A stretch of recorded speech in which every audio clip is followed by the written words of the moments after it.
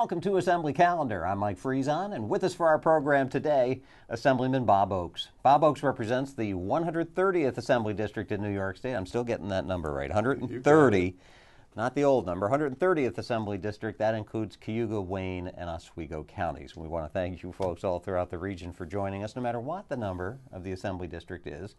We know who you folks are, and we appreciate you joining us. Bob Oaks, nice to see you. Nice to see you, Mike. We are winding down this 2013 legislative session. We're going to be talking with Bob Oaks today a little bit about what's been going on here at the state capitol and what might be to come in the remaining few days of this legislative session.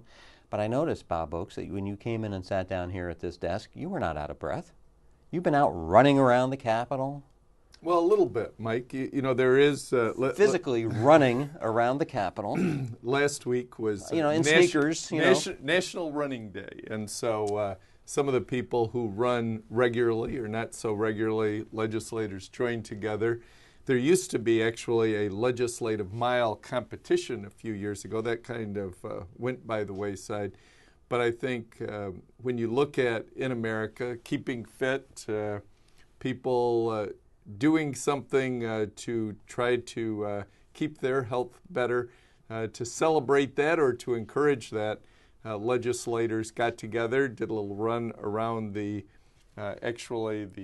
buildings, the Capitol. There's a number of fountains or pools. We ran around that and then around the Capitol, as you said, just to kind of highlight that. And I think I enjoyed taking part in it. We're going to try to grow that a little bit. How'd you do? Did you do all right? Oh, yeah. We didn't push each other too much, but more of a fun run. But it's a positive thing, though. And if a lot of groups, workplaces did that sort of thing, one, the competition's kind of fun. Absolutely. And, gee, you get a little healthy in the process if you keep it up and you work at it and train for it a little bit. A lot of communities do a corporate challenge. It's interesting to kick off the summer. One of my communities, Sodas Point, does a July 4th race, and we usually are ending up just a little bit before that. So my wife and I usually sign up for the July 4th race, which gives me a little incentive to maybe go out and run when I would rather not do that, so that I don't embarrass myself too much. But how long a race is that? Just a 5K. Around. Very nice. And you get views of both Sodas Bay and Lake Ontario, and from the old historic lighthouse in Sodas Point. So not a bad event to do. That sounds awesome, and good for you and everybody in the area for taking part in those things. Because if you don't have your health, you don't have anything. Or something like that. Well, we're here really to let you folks know what's going on at the state capitol outside of all the folks who are running and staying healthy. There's some serious legislating going on here, and we're going to be talking about that today, Bob Oaks. One of the things that the governor has put out there and says this is one of his priorities to accomplish before the end of this legislative session are setting up these tax-free zones around the state. Near SUNY campuses, maybe some private colleges. It is designed to, in his words, spur the economy by creating these special zones in which businesses that would locate their enterprises in these particular zones would be receiving tax credits, property tax credits, and even the employees wouldn't be have to be paying income taxes, I guess. It's kind of a radical approach to, maybe an expansive approach to the usual type of areas to give tax credits to new businesses. It is, and so I think you've seen reaction, people saying, I want to get a closer look at this, because I think, first of all, Mike, New York State is not as competitive as it needs to be, and so you can see a governor, whether it was Pataki, saying let's start empire zones and create some areas around the state to incentivize companies to locate there or expand there, build there. But each time a governor tries to do this, you end up with usually some problems. The incentives end up, you get some businesses, oh no, I didn't think that business was going to do it. I wanted this business to do it. Well, the businesses are out there looking for opportunity, are going to be drawn by such things. Clearly, though, first and foremost, we need to help the overall business environment in New York State, and to simply do something that's catchy, it's going to get people's attention, isn't necessarily the best way to grow jobs and give New York State its best future. With that said, if we end up with these types of zones, then it's like, okay, how do we take advantage of these? We haven't seen the legislation yet. It's supposed to be momentarily that we do. Once we really look at it, get a chance to read it, understand it more, I think we can make a better decision about where do we go with these? Should we be creating these or not? Well, now I'm going to tell you what my parents said to me, and I think a lot of us use as our barometers for these things, our parents. My parents cornered me one day on this particular thing after they had read about it in their local newspaper and said, why would some people be allowed not to pay income taxes when we have to pay our income taxes every year? You must be hearing things like that from people you know that have heard about this idea. Well, and you can imagine, and these aren't, this is focused at high-tech things, but let's say the Rochester area is optics, has a lot of things, optics related. If you're running an optics company here and you end up letting a new company come in over here and run their optics company, they might be able to do a couple of things. One, they might go to your employees and say, hey, why don't you come over here? You don't have to pay any state income tax. That's attractive, right? And, we're going to, we have an idea that we can maybe put that company out of business because we're going to be that much better. So competitive imbalance, you don't mind creating that with New York companies against the rest of the states or the rest of the world. But it does set up, as people have said, we're picking winners and losers. And if you don't have a SUNY campus near you, then that means it's not going to help you, it's going to help someone else. If you're pre-existing, it doesn't sound like it helps you at all anyway, whether you're near a campus or not. You kind of get the sense the overall best thing to do here would be for the state to just be more business friendly in total rather than just in patches. Absolutely. Well, we'll see. We'll see how that. This is a debate that hasn't happened yet, right? It has not. We're waiting for this to come to the fore. A similar, maybe you could say parallel kind of discussion taking place with one of the older professions in New York State, agriculture, the biggest industry in New York State. So a lot of people seem to forget that. They think it's high tech or manufacturing or the Wall Street type of industries. But agriculture is this state's big driver in terms of economy.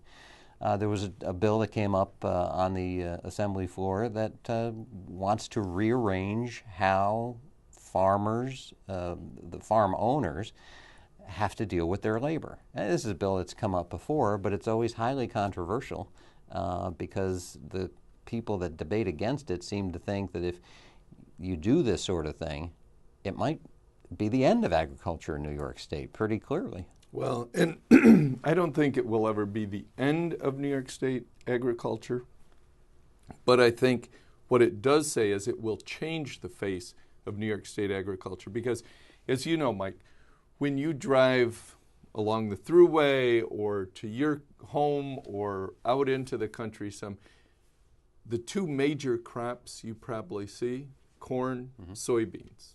I don't know what a soybean looks like, but I see a lot of corn. All right. And, well, those soybeans, they grow about this. At any rate, when you have those, usually you don't see people in the fields doing something by hand with those. You end up seeing large tractors, people going down, maybe the owner of that farm or the person leasing that farm doing the work themselves. That's a lot different from a lot of other agriculture that is labor intensive, that you have to go and hire somebody to work for you to do that. As you know, in my district, second largest area for producing apples in the United States. Right along Lake Ontario, Wayne County alone, 20,000 acres of apples. The only way to get those off the trees, you can't shake them, You can't do, you have to physically pick those apples. And an owner of the orchard can't do it all himself. He has to depend on other people. Right. Yeah, I think you made the point when you debated this legislation about how it could very well change the face of agriculture by getting people away from apples and onto some of those other crops that are more easily done by machine. Let's take a look at some of what Bob Oaks said during that debate. Then we'll come back. We'll finish up today's edition of Assembly Calendar. We've had in my area as well farms increase with apple production in the last few years from 15,000 acres to 20,000 acres. New York is number 2 in the nation for apple production. I can tell you, in addition to have fewer farms in New York State if we pass this bill, we will have farms that look different.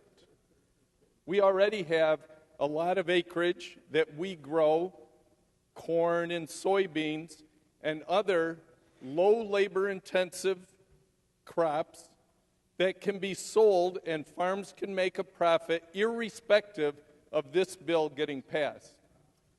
But I can tell you we will see some farms plowing out the apple trees, pushing out the berry bushes, plowing under onions, and doing other crops that are labor-intensive that make New York's agriculture industry the impressive one it is. And all those areas that the sponsor listed say we're in the top 10 of several areas, we will quickly not become in the top 10 in a number of products. So if we want fewer farms, if we want to change the landscape and have farms growing not the type or number of crops that we have, but many fewer and less labor-intensive, we'll get that. New York would be a very different place without the apple orchards and the farm stands attached to them and all that. What would we do in October? Where would we go? What would we do? And of course, Mike, I didn't even mention the dairy industry, which is over half of all the revenue that comes in for agriculture in New York State is directly related to dairy. And of course, dairy, although we do have some robotic milkers, you need people to work on dairy farms as well. And I guess, Mike, in sum, if we pass a bill, this would have overtime paid to anybody who works more than 8 hours a day. No other industry has that. It's when you hit a certain threshold at the end of a week that you get overtime. This would have, anytime you go over 8 hours a day, you'd be paid overtime. There's a number of other provisions in this that would make New York labor more costly. That means the states next to us, Connecticut, Massachusetts, Pennsylvania, if they're growing product that we're selling competitively, whether it's to a farmer's market or whether it's to Wegmans or another grocery store, Wegmans is going to look around, where can I get it cheaper? If it's more expensive here because we can't grow it, they're going to buy it from Pennsylvania. It's not hard for Wegmans to ship it around to their stores. And so I really feel this would put New York farms at a disadvantage. Most farms are, small family owned. They aren't huge corporate operations. This would really change agriculture in New York State. And that's when I referred to this being sort of a parallel discussion. You get these good ideas, but the unintended consequences would be creating an imbalance and not having that same level of competition, whether it was in-state or with other states around. And that's what this bill would end up doing, even with the best of intentions. Absolutely. That's it for us today. We want to thank Bob Oaks, as always, for joining us. We'll watch this 2013 legislative session wind down, and we hope you folks will be able to join us for our next edition of Assembly Calendar.